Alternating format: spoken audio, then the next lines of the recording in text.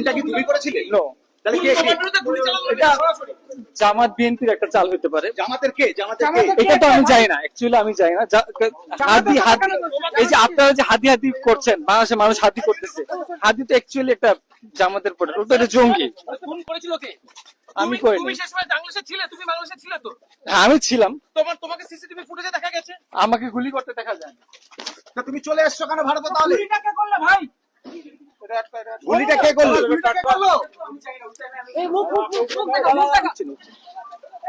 জামাতে আমার পেছনে একবার। পেছনে গুলি কে করেছে? ফয়সাল গুলি কে করেছে? স্পটে আমি ছিলাম না। ফয়সাল জামাতের কে? ফয়সাল জামাতের কে? জামাতের নাম বলছে, জামাতের কে যুক্ত?